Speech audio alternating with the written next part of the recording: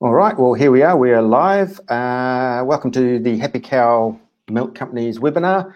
Today we've got Danielle Appleton with us, and we nearly didn't have her. Her rural broadband, collapsed about 30 minutes ago. So I was preparing to do the webinar by myself, but she's here at last, so thank you. Hi, Danielle. Thanks for joining us. Yeah, thanks for having me on. I'm always keen to talk about dairy and stuff we could be doing. Make it, a little more robust and different things about it. So it's good to be here. Well, I just seem to keep bumping into you over the years, and when I wanted to know all about this alternative proteins, you're the person I got in touch with.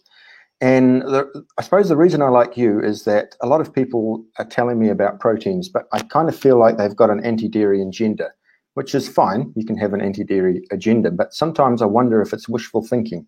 But you are I suppose you grew up on a dairy farm. You're an engineer at Fonterra, and you also have a plant-based startup yourself, or did? You can. Yeah. You did, yeah. So when you talk about this sort of stuff, I think you've got some credibility, and you're giving a message that is really saying to the dairy industry that we need to, especially in New Zealand, that it could be changes on the horizon. And many people would sort of say, well, why is Happy Cow Milk promoting alternative plant-based proteins? And I think when you understand where dairy is going in the next 10 to 20 years, I think it makes it clearer of how we at Happy Cow feel that we fit into the global or the dairy landscape. So, could you maybe, where should we start, Danielle? I think, your intro is pretty good. So, and if anyone wants to shout out and ask, put me with a stick and say, why are you talking about this, and how come you get to have an opinion? Feel free to shout out, and I'll answer that. Yes. We want to hear your questions, so please put your questions in, and Danielle will answer them. Sorry, Danielle. No, you're good. So, and from the Happy Cow side of things, I don't have any direct sort of a conflict of interests or any skin in the game, but from a what do we do about the future of New Zealand dairy, having consumers consuming sort of ethical milk, and having that bringing the New Zealand consumers, closer to something like Happy Cow milk. It makes a lot of sense to me in the future of dairy, and hopefully you can kind of see why when I start rambling about synthetic proteins. Yeah. So, to give a little bit of context, because I am Dairy for Life, on a misguided tour of Massey once I almost got the tattoo. There is some operators at Fonterra do actually quietly happen to have on a deer wound up with the Dairy for Life tattoo. Usually, really. Hidden. That's how very much part of the industry it was for a very, very long time. Right. And talking at barbecues and family and friends who aren't really close to dairy, one of the key misconceptions people seem to have is that, why is milk so expensive at the supermarket? And my very honest opinion, not opinion, but, what I say to them is, look, the wider dairy industry in New Zealand doesn't really give a toss about that. You are one of their very, very smallest customers. So dairy in New Zealand, there are some consumer products, consumer facing, but in reality, pretty much all of the milk that we consume goes into very large 20 kg brown boxes and very large 20 kg bags and ton bags, and get sent all around the world. And those aren't being sent to consumers to eat them typically. The vast majority are being sent to other companies to, for argument's sake, somewhere like Nestle might wind up putting in some of their packaged goods, say, maybe, I don't know if this is a real example because that would be proprietary, but for example, a Mars bar's got lots of caramel, lots of chocolate, so they'll need lots of skim milk powder, they'll need lots of anhydrous milk fat, which is basically ghee or boiled down butter.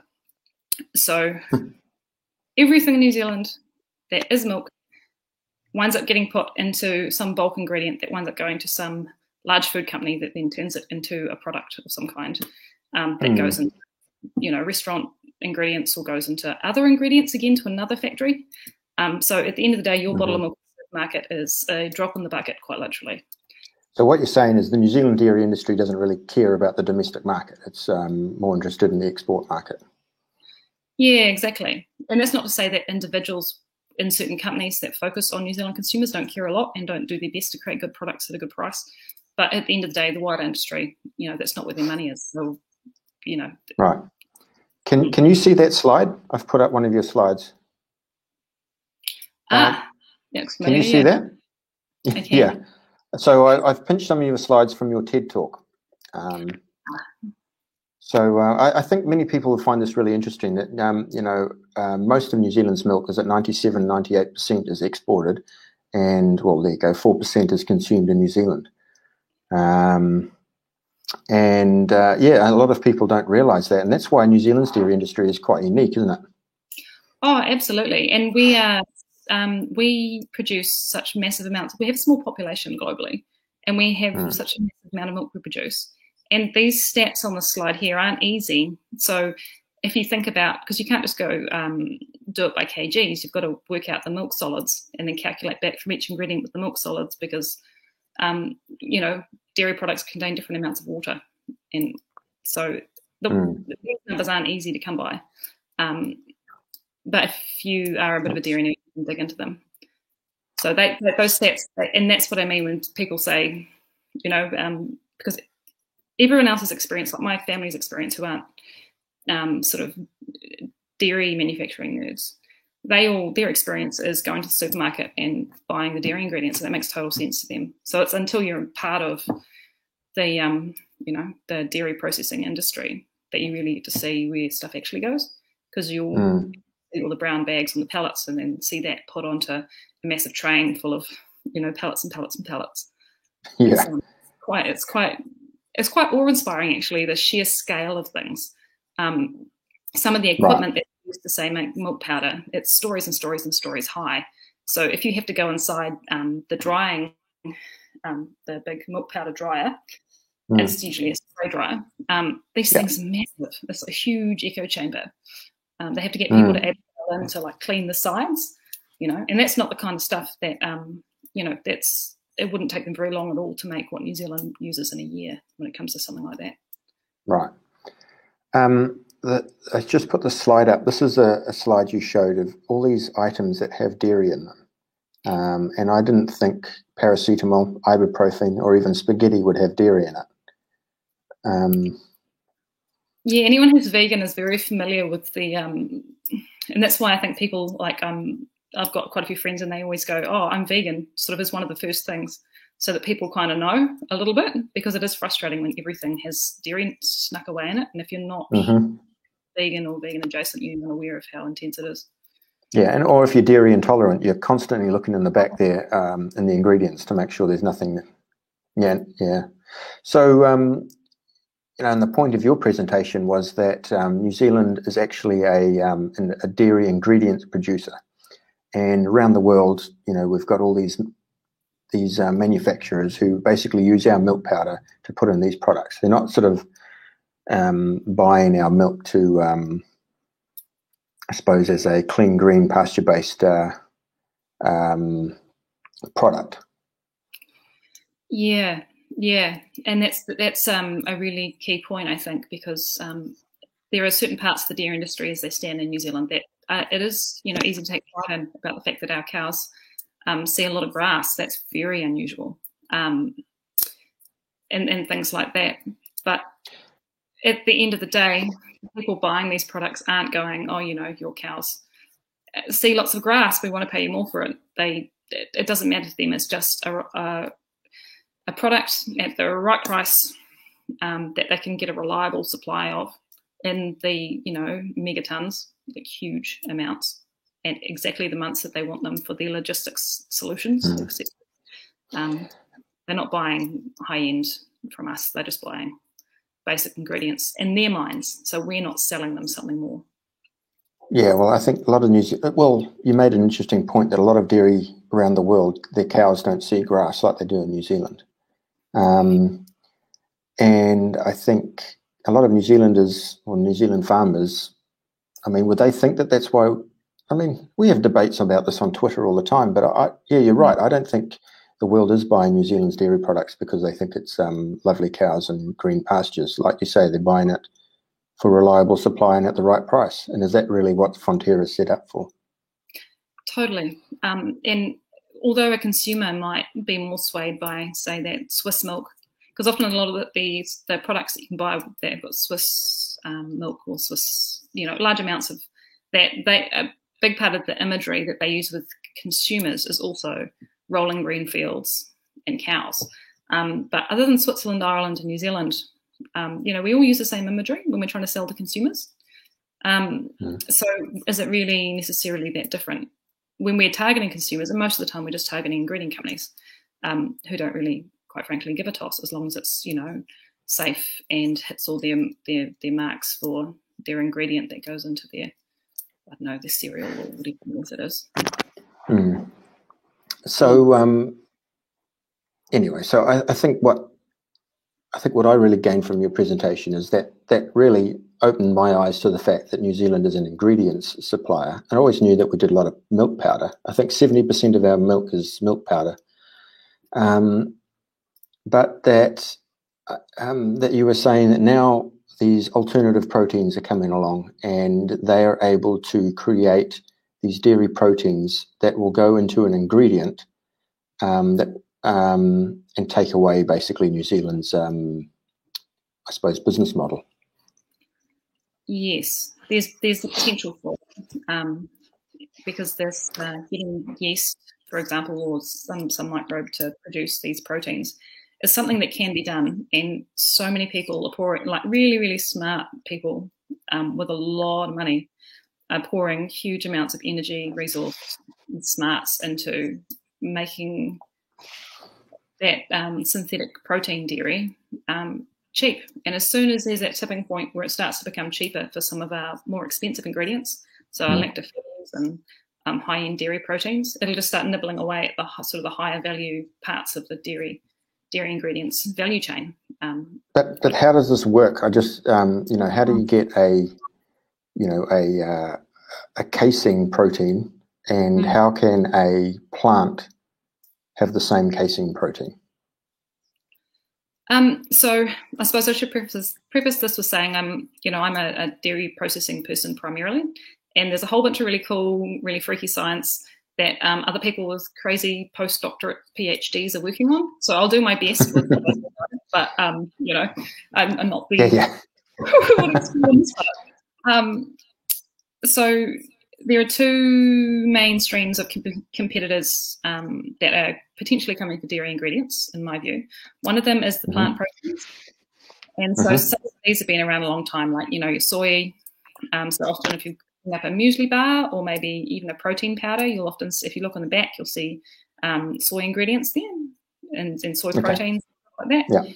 But soy tastes a bit rubbish. There's a particular flavour chemical in soy that it doesn't taste great, which is a key limitation for it. But some of these other like pea proteins and stuff, they're starting to get pretty flash. So they're starting to be able to process those pea proteins so they actually have a neutral taste profile and they digest a lot better and things like this. Right. So that's like a soy milk and oat milk, a powder from those actual plants that are a substitute for dairy. Yes, so there's you've got your soy milk, your pea milk, and all the rest of it.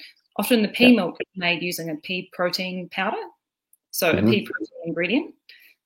So a lot of these plants, that when they're being harvested, they, rather than smushing them up, adding water and calling it a milk, they're often extracting all these different ingredients from it and then sending the ingredients over to somewhere like New Zealand, where they then recombine those ingredients in a factory and put it into little Tetra Pak containers for the supermarket. So it's all those dairy alternative ingredient products that often find their way into your maybe your pea protein powder, which you can put your places now. Yeah. All right, and that's the one type of alternative protein, and the other one. That's the one I'm worried about. Well, not worried, but that's the thing that really interests me. Oh, so the next one? Yeah, the next one. Yeah. Yeah, me too, because I think this is the potential game changer. Plant proteins might just be nibbling at the edges, whereas this one could really change stuff. The next one is what I call synthetic proteins, but like with any emerging technology. Names aren't entirely settled on for what we call this stuff yet. But so yeah, is there other words that you use, Glenn, or you've come across? It was mostly synthetic. I don't know. Yeah. Yeah. No, don't worry. Cool. So we'll just say synthetic proteins. So the basic premise, if you haven't come across it, to the audience, because I know you've written a bit on this, Glenn, is when you have, for example, a yeast, and you teach that yeast to create the protein that you want, and then you'll feed that yeast up with lots and lots of sugar, and the yeast will happily multiply and grow, a bit like doing homebrew, and will produce the protein that you've told it to. And then you get this, at the end of it, you get like a watery liquid with lots of dead yeast cells in it, and also with the product you've asked it to make. So there's scientists out there at the moment who, and some of them are Kiwis, which is really cool. And so they are teaching yeast to produce dairy proteins, and then often using CRISPR. So it's just a way of recoding. So is that GMO? So CRISPR, if you were to eat the yeast that had been genetically modified, that would be GMO. So if you had Marmite made out of those yeast, that would be a GMO Marmite. But because what they're doing is they're using really special filters to make sure that none of that yeast makes its way into the final product. The final product is not GMO. So the yeast or the microbe that ferments the sugar is GMO, but the thing it gives off is not GMO. Is that what you're saying? Yeah, that's my understanding of it. Yeah. Okay. All right. Sorry, I just thought about that. Yep. No, it's a really it's interesting aspect of it. So that's how you design. They use CRISPR, which is gene editing, to make yeast do something that it wouldn't normally do, which then therefore gives them the ability to produce that particular type of protein or something like that. That's what you're saying. Exactly. Yeah. Okay. And what gives this whole thing a bit of credibility is that the medical industry, pharmaceuticals, they've been using this technology for a long time to create things like insulin. Yeah. So this is a known process. I mean, the various, the basic process itself is very well known and has been around since about the 70s. It's just been getting more and more sophisticated over time. And now when you're adding in things like CRISPR and you're adding in things like AI and you're adding in lots of the other sort of technologies that wrap around it, computing, having to do all the stuff in the 70s with your slide rule and your graph paper was probably a nightmare. I imagine it's a little easier these days. So it is legit. And if it gets cheap enough to create these products using this new process, that's one it just could potentially be a complete game changer compared to using cows and pulling that milk into bits and sending it to the other side of the world. Yeah, so I suppose what we do at the moment is you milk a cow, you transport the milk to the factory.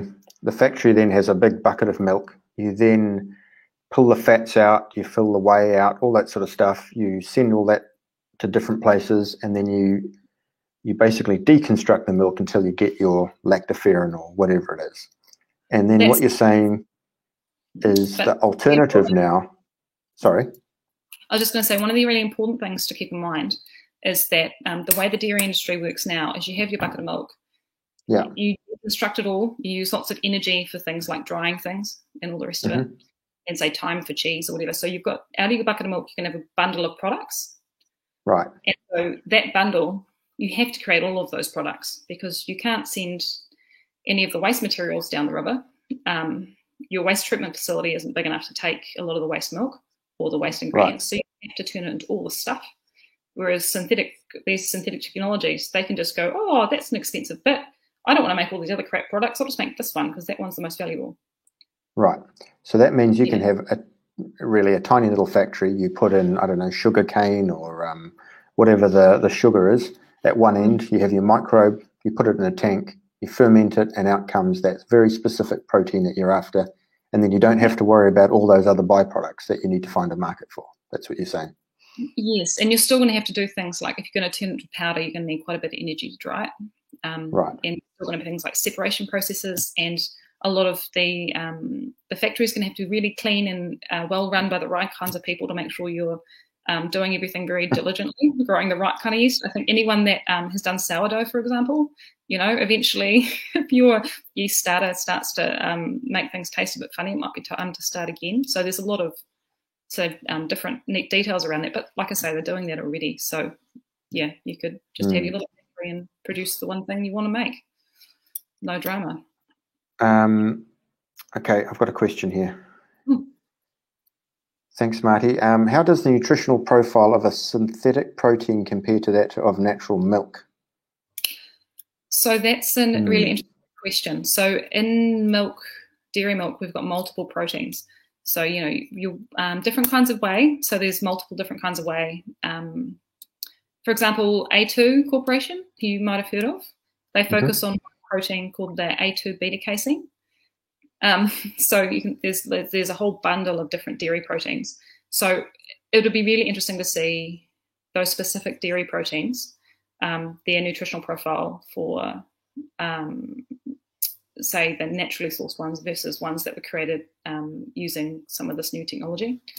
Right. That'd be really interesting. I don't have any of that information, and I don't imagine anyone would give it to me at this point. Yeah. So I suppose there's an interesting in that question is you've got synthetic proteins and then you've got natural milk. So a protein is just one very small molecular part of milk, and then natural milk is a whole range of stuff. So is it possible to use this process, alternative proteins, to create like a alternative liquid milk that we would drink and put in our cornflakes? Theoretically, I personally think that sounds like an absolute nightmare, because the more stuff you add in, and because milk, mammalian milk's amazing. It's been honed by, trillion years of evolution to put a maximum amount of nutrition into teeny tiny things that have to live on milk to survive. It's a pretty extraordinary liquid. And I mean, there's things like freezing point. You can, if you accidentally put water in milk, you can work that out really quickly, because milk's such a specific thing. It's a bit like blood. If you add more water to blood, you don't get more, do you? So it's a very sophisticated liquid. Right. So I think people that are picking on making milk first should maybe have a chat to a process engineer with experience trying milk. So yeah, I wouldn't start. So I was just thinking about that. I mean, when you think of this, you were talking about a tank which fermentates a yeast and a sugar. A cow is basically that exact thing. It eats grass, it ferments it, and basically out comes milk. So it's probably a more complex version of that. Oh yeah, much. And I'm certainly no biologist, but yeah, it's all biological processes, right? And humans have spent a lot of time playing with yeast to make various things. And so that's part of the reason, I think, why it often gets trundled out with these new technologies, because it's incredibly well known. It's another reason why some people have, for research purposes, have been trying to use E. coli to create some of these proteins as well. And that's less for the mass market, but more because E. coli and yeast are two of the most well-known microbes, because humans have so much interest in them. Right. Okay. Alicia has a question. So the dairy protein, is it made for the nutritional benefits of dairy milk or to replicate the taste and texture of it, or both?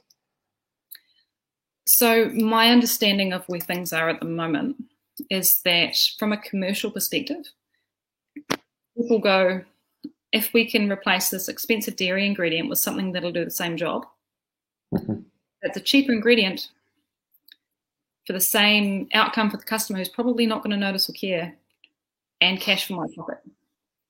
So it's kind of the same reason why a lot of the pastries you'll buy might have margarine in them, not butter, because margarine's cheaper. So, or say synthetic carpet, so your polyester carpet, basically the same outcome to most customers. Why get the expensive wool stuff? We'll just put polyester in there and then charge you for the overall bill and more cash for their pocket. So that's thinking. Yeah, if you're buying a paracetamol, you don't really care, do you, what sort of dairy is in there? But the paracetamol company does. They want to make it as cheap as possible. Yeah, and I'm not too sure on the different. I think they're called excipients or something. But like I say, pharmaceuticals is not my bag. But the number of people that have no idea that lactose is, and even ones that are dairy sensitive, because no one's ever told them. Even their doctor will give them lactose because they use really fine lactose powder to mix up with their active ingredient, and they squish it down, because when you squish lactose down into like a little cake, it holds its form really well. Right. Because imagine most pills, there's only a teeny tiny little bit of active ingredient, and the rest of it's packaged to just like make that something you can easily pick up, pop in your mouth. It's very interesting. Okay. I wish I knew more about how on earth lactose was a thing for the cheaper pills anyway. Yeah. Matt's got a question. Would the synthetic milk need less land for the same amount of protein produced? So I think we should actually just say it's not synthetic milk we're talking about, it's synthetic protein. Yeah, synthetic dairy ingredients. Yeah. Because they'll focus on proteins first, because proteins are some of the more valuable parts of it. But in theory, you could do fats and sugars, in theory. So that's a good question, because a lot of people would think, okay, let's replace cows, get rid of cows, they're bad for the environment, and we'll plant all these crops. And that would be better for the environment. And we're going to talk about this next week, but crops can be bad for the environment too. So you could potentially have... Because I was lucky enough to be out in the Great Barrier Reef about 3 or 4 years ago, and all the sugar cane up near the Great Barrier Reef, all the runoff is helping basically destroy it. And it was just like, it's a reason to cut down, isn't it? Yeah, well, we're getting into next week's topic, but that's a really good thing. I think that's probably where the economics of this come about. If you can milk a cow, deconstruct that milk, and get our products in a more environmentally sustainable way or a cheaper way than the alternative proteins, then cows will still win. And it's the opposite. As soon as alternative proteins can do that cheaper, they would theoretically win if they can produce the same output or same results. Yeah, because I think from a sort of commercial mass market business perspective, switching out for cheaper ingredients, if the dairy synthetics are cheaper, more money for their pocket, they win, consumer doesn't notice. But then there's the other angle of it, of people becoming more aware of the impact of these things, and more people, presumably more at the premium end, because they have enough disposable income to be able to make choices about which food, rather than, can I just have some food, please? So there's that higher end of the market, becoming more consciously aware. And so then that's consumer drive, which is why we're seeing interesting things like this pea protein milk in the States. And Perfect Day initially looked at liquid milk. They've now moved to ingredients. I think whey was one of their first ones. But to start with, they were looking at milk. And Perfect Day, if you look them up, they wrote a really good report, which you can still find some places, that talk about your question, Matt. They talk about, for the US system, so the US farming system, the environmental impact of switching to a synthetic milk over having a sort of a factory farmed US style dairy. So it depends how you model it. It gets very conflicted, and a lot of the dairy industry lobby like to get into the nitty-gritty of modelling rather than let's all not die of climate change. I think that's started to sort of argue about models till the end of time, but I'm sure that won't go on. And I think when we read a lot of statistics about dairy, they're really talking about the North American and the European system, where they grow crops, harvest the crops, transport the crops, feed the crops out to cows. And it's very, there's a lot of emissions with that, where in New Zealand or pasture-based system, the cow goes to the paddock, harvests it himself, and so on. And, I think when I think around where Happy Cow is, I think the most sustainable milk is local milk. And if you can do it pasture-based, that is by far the best, most environmental way of producing milk. But well, and I think in the New Zealand model, like I say, there is stuff to be proud of that we do, pretty well. But ultimately, we feed cows grass because it's cheaper in the New Zealand model currently. And that it's not because we're more environmentally whatever, although there are aspects of it, like I say, we can be really proud of. But ultimately, it's cheaper to feed cows milk, so we do it. When it becomes cheaper to have them in barns and bring them lots and lots of, commercial incentives, and that's kind of why I'm, we should sell what we actually do really well better, because we can in the long run if this other stuff is going to take over our current mass market. Yeah, thanks, Matt. I suppose the other thing is that you can set up a factory in every city of these alternative protein factories in every city and essentially get rid of the distribution costs, assuming you can produce the sugar that you need locally as well. Yeah, and I'm taking quite a simplistic view of thinking that sugar is, in a lot of things I've looked at, use sugar in the model. I'm not sure what other feedstocks you might be able to move towards, or if there's any waste feedstocks. But ultimately, it's quite a model when you know the kg, the dollar per kg of sugar on the local, your global ingredients market. You can use that for your calculations.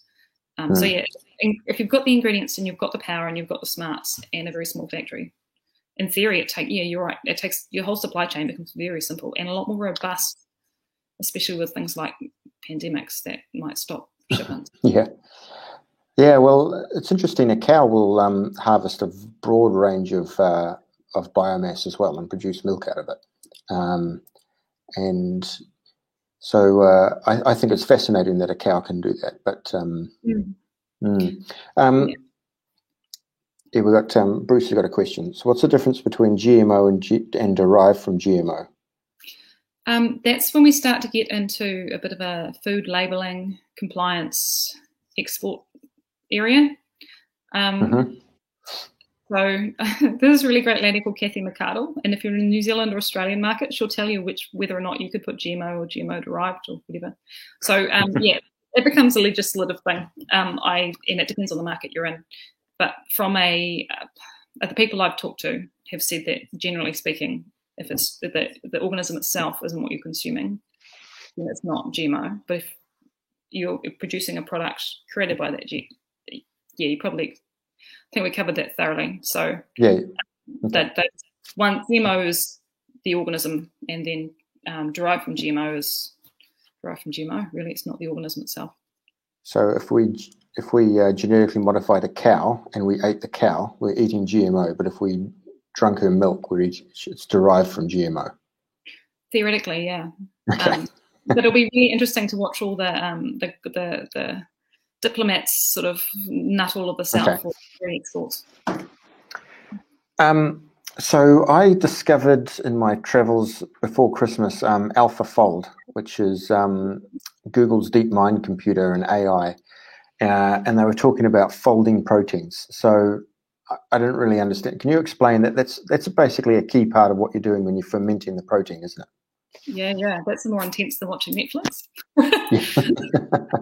I'm very boring. This is, and if any of you on here have done more biology than me, I apologise in advance, or biochem.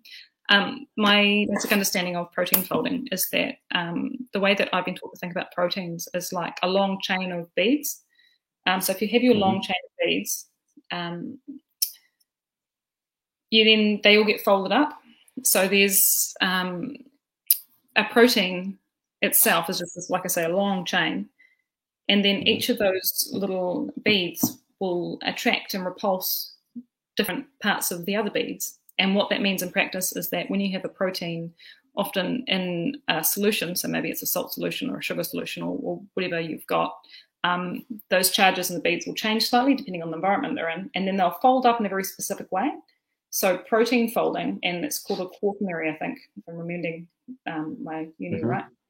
And then when you have that protein all folded up, say each of my knuckles, if that's an exposed piece, little bead from that protein, it might have a positive or a negative charge on the different parts of the exterior, and some of the negative and positive charges are hidden in my fingers. Right. So when two proteins come up next to each other, they're going to want to stick together in a very particular way. Right. And like, what does it actually do? Like, it sticks together. What does that mean? Like, so because your proteins are folded up, how it interacts with other proteins is how all of your biochemical processes in your body work. They're just, with COVID, they talk sometimes about the lock and key mechanism. And so that's a bunch of proteins talking to each other. Right. So pretty much everything when you're talking about chemical interactions in your body, it's mostly proteins having a chat. And they have a chat by smushing up against each other and fitting in together a particular way. Right. And so when you know a protein chain, so you know each of the little bits in it, you also need to know what folds is it in at different times in different ways, and what does that mean for what your protein is doing in your body, or what your protein's knocking around and interacting with. And so that protein folding is going to be a huge part of the synthetic biology, and it's one of the more difficult parts of science. Like they really struggle to work out why proteins act in a certain way, because they can't work out how it's folded. So it's tricky. If I can understand, if I get my jug of milk and I go to the coffee machine and I steam it, is that, and it froths up or whatever, is that folding protein? Or so no? One way to, and once again, if you know biology, do jump in here, please. Yes. But a really basic example in my mind is if you get your milk out of your fridge and then you throw in a bunch of vinegar and you put it in the microwave, you're going to get a curdled lump, and all those proteins just went and collapsed on themselves and all smushed up together. And they're no longer doing what they used to do. They're no longer folded up in the nice way they were before. It's floating around in solution, really nice and heavy. Scared the crap out of them with all your acid and your hot, and they went, ugh, and then fell to the bottom. So curdling is an example of proteins freaking out and losing their folding, so to speak. So what, as I understand it, so when they're fermenting a protein, they're essentially folding it a certain way. And when it folds a certain way, it has a certain characteristic, or I suppose a lactoferrin is certain negative, positive ions or whatever, and they have to try and recreate that, and that's the difficult part of the process. Yeah, because it's almost like two parts. One, you need your yeast to literally produce your little chain of beads, and then you need that little chain of beads to be slowly forming itself into that little folding. The correct folding formation, and then you have what you want. So you might have a chain of beads that goes into the wrong folding formation, and then it's not actually going to do the thing you want it to do. It might not be soluble. It might taste like crap. It might not be able to digest it the way it could. Like, who knows? Like I certainly don't. But you've got to have your chain of beads right and your fold right, and then you're away. Tricky. So what they were saying about AlphaFold is that by using Google's DeepMind computer, they've trained an AI that can now predict the way in which a protein will fold ahead of time. So that, as I understand it, so that will allow scientists to develop the GMO organisms, I suppose, ahead of time without, I suppose, all the trial and error. And I get the feeling, well, the people who were talking about it, it was really a Silicon Valley investor who he said this is his area of expertise, and he just said we're about to see a exponential explosion in the way we use alternative proteins, and that sort of made me think. Yeah, that sounds it sounds like one of those things that can help people learn faster. If it's like a research assistance tool to the sort of the super nerds that are these synthetic biologists, it'll supercharge them. It'll be fascinating to watch, and hopefully a net good for the world in the long run. We'll see, I suppose. You reckon? Well, yeah, I suppose it's not what you farm, it's how you farm it. And I mean, so why don't we in New Zealand, should this be something we should be jumping onto?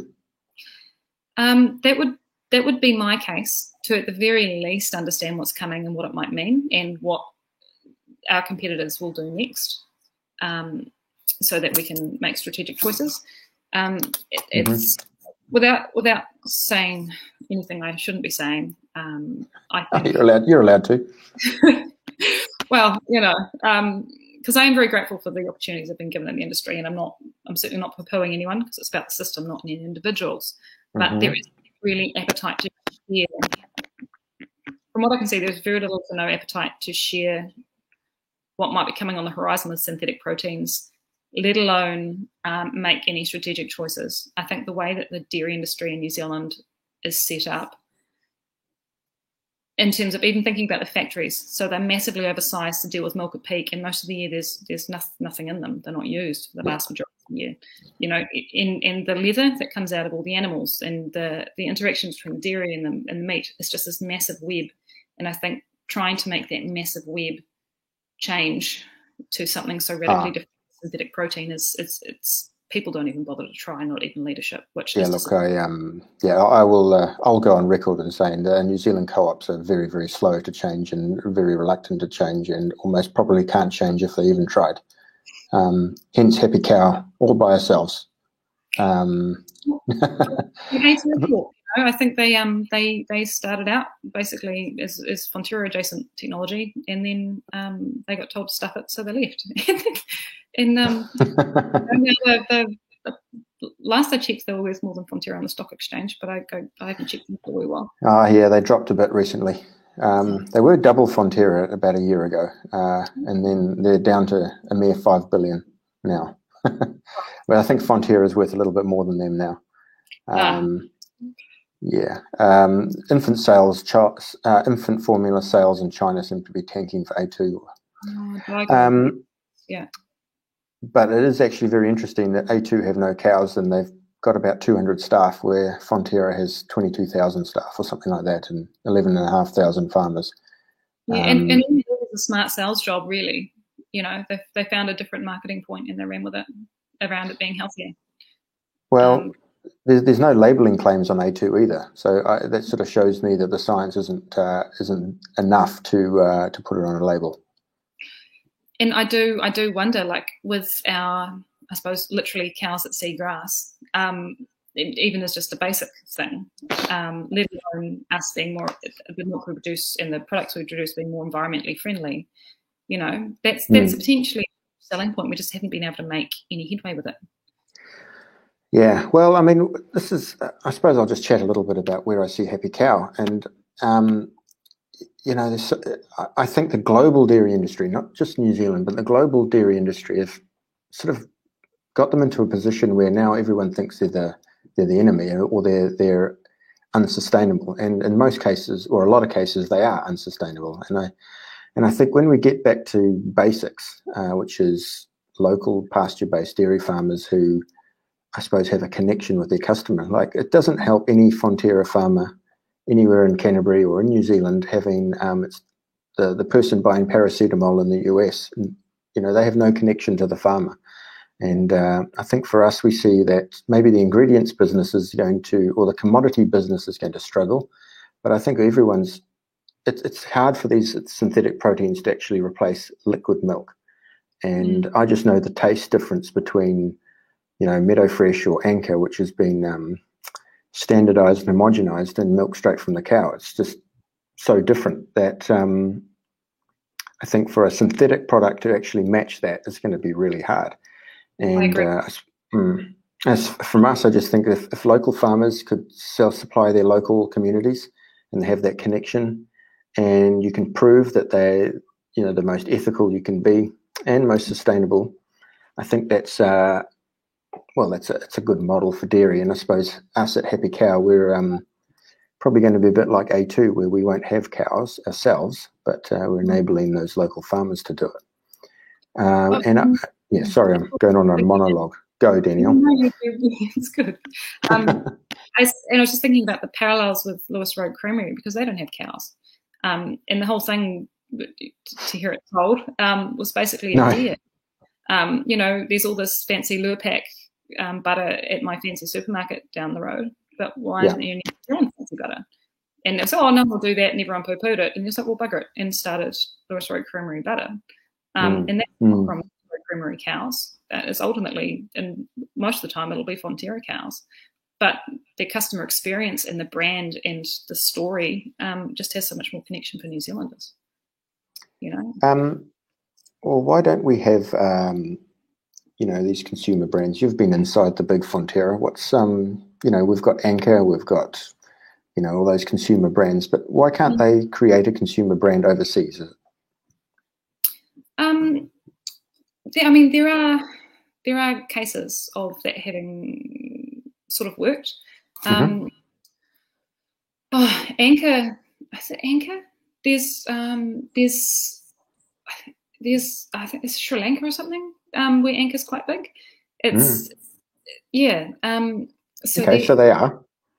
Yeah, so there's different brands in different markets that have done okay, but I don't.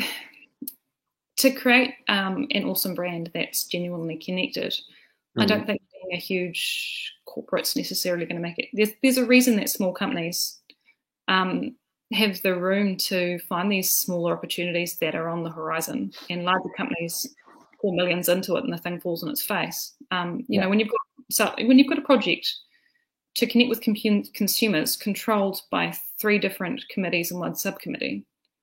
You know? Are you talking from experience, Danielle? I'm talking completely new on my broad experience across multiple businesses.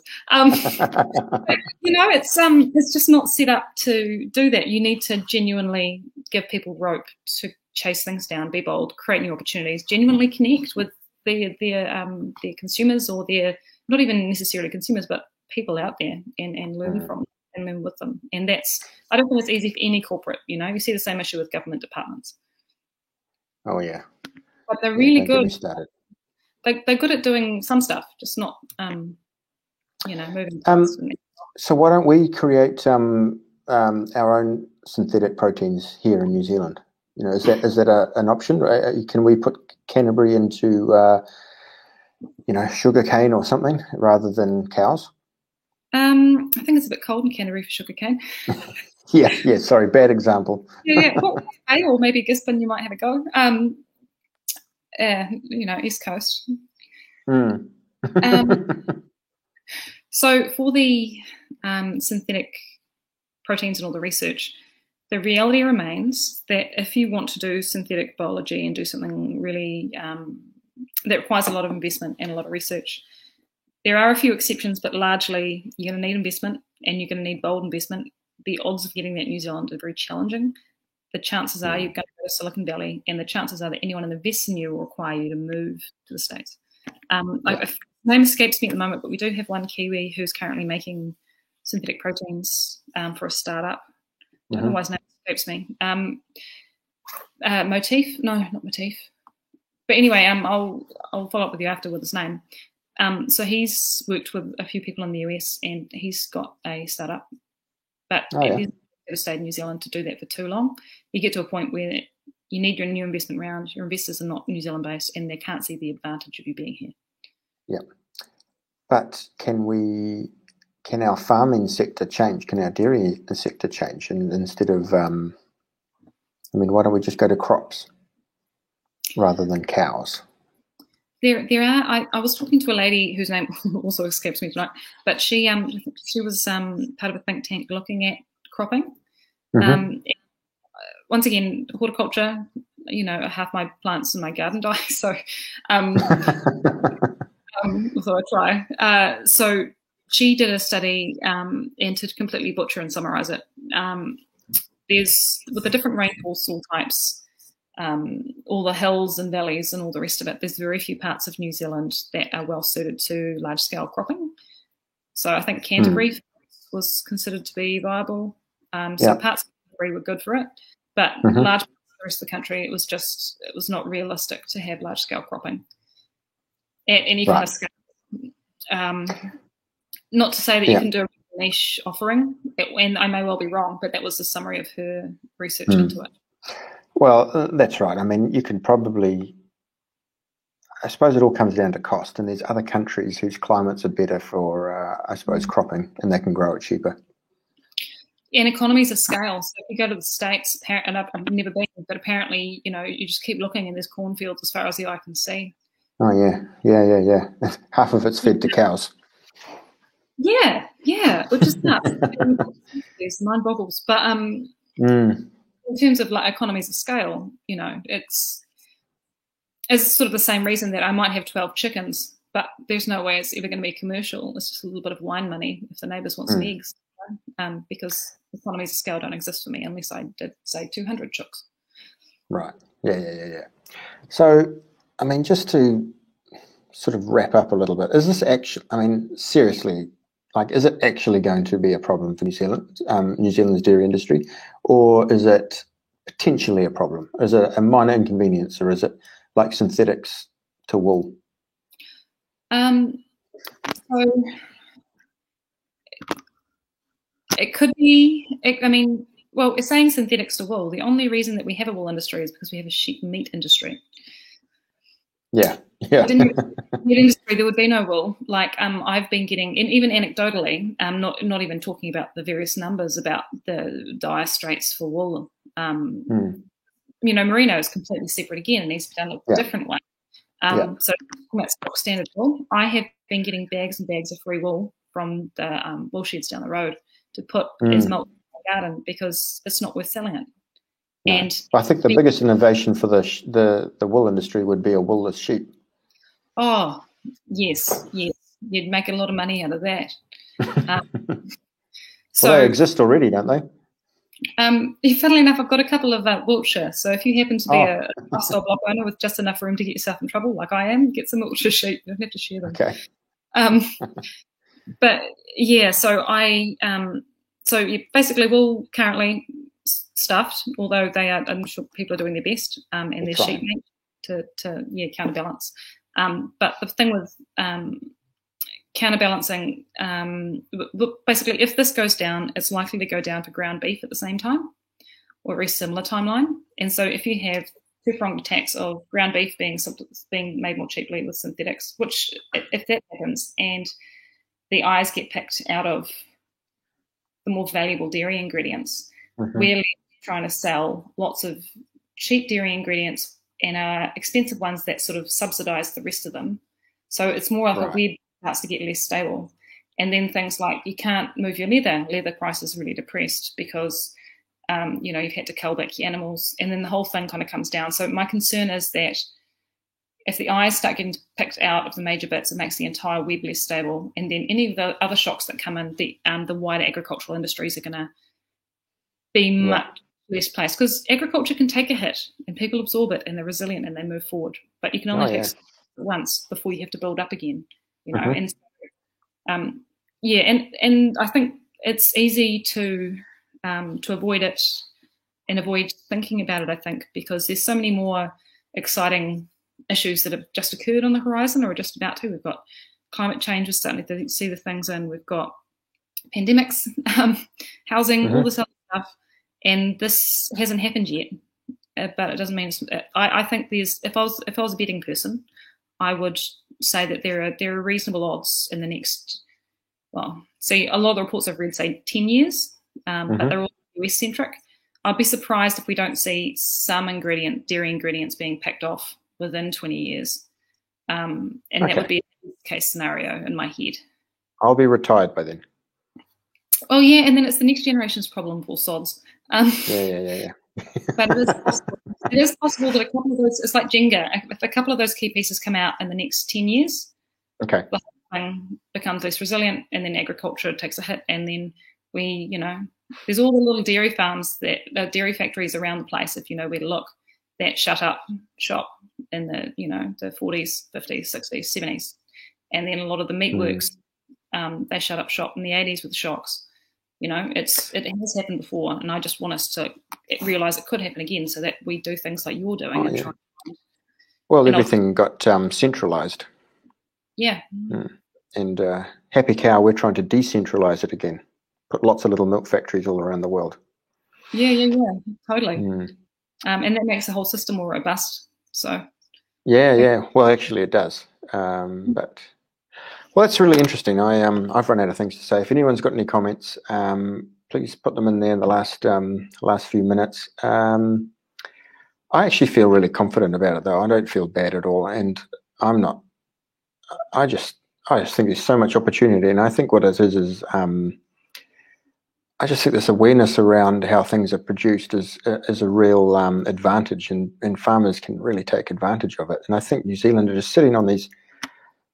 We could be like the world leader in sustainable dairy, I suppose, and really position ourselves as that. But I think it's going to be forced upon the dairy industry rather than they choose to do it. There will be absolutely no other option and then finally they change. Yeah.